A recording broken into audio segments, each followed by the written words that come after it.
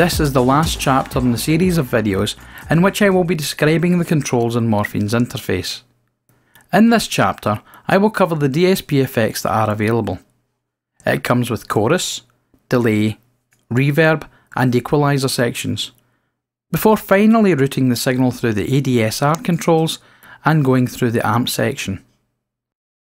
Firstly, I'll have a good look at the chorus. Chorus is an effect that takes the original sound, detunes it slightly, and moves the timing out a little and then layers it with the original sound, so that the resulting sound has a kind of shimmering quality to it.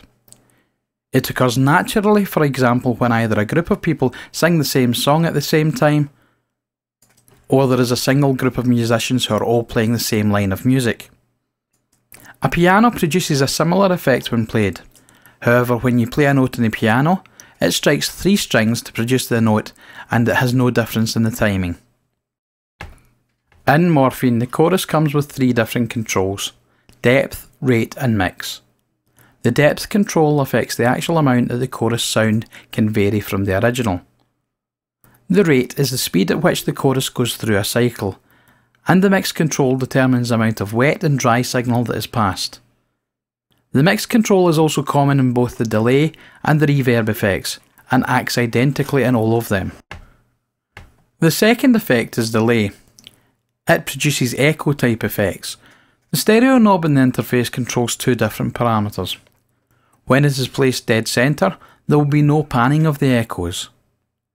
And moving away from the centre point produces a ping pong effect. The direction from the centre point determines in which direction the first echo appears to be coming from. Feedback controls the amount of signal that is fed back into the delay. With no feedback, there will be only one echo. As you increase your feedback, you also increase the number of echoes that you will hear.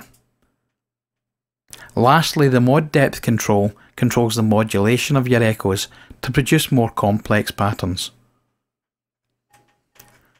Reverb is the effect that we experience on a day-to-day basis. When you hear a sound, you also hear its reflections from the surfaces around you. Although it appears to be one sound, it is in fact made up of the original sound and the sounds from the reflected surfaces. When working with software instruments, it can be a good idea to add in an amount of reverb if you want it to sound natural. Our ears are very well trained over the years to be able to filter out these sounds.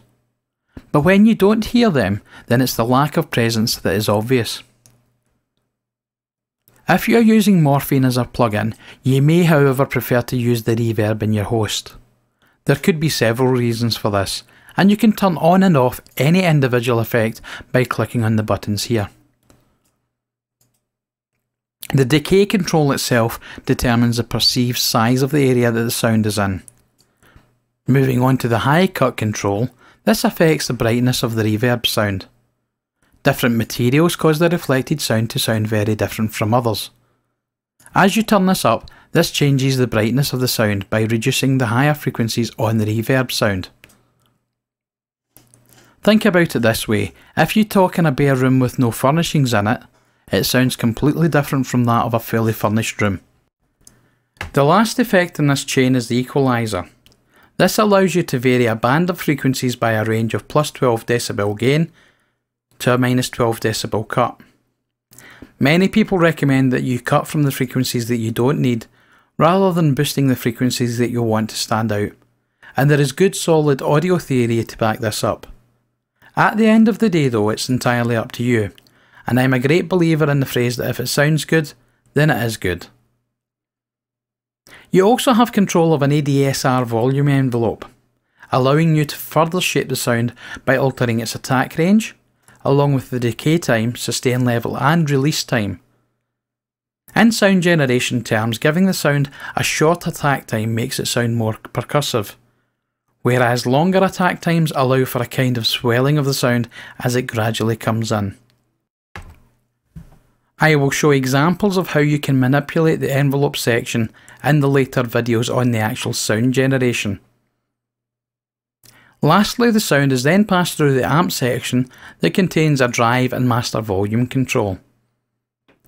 That's the end of this chapter, and so far we have covered all aspects about the interface of Morphine. But what about actually using it? Well, in the next few videos I will give you a few examples of generating sounds in Morphine that should give you a bit better idea about how to design your own patches.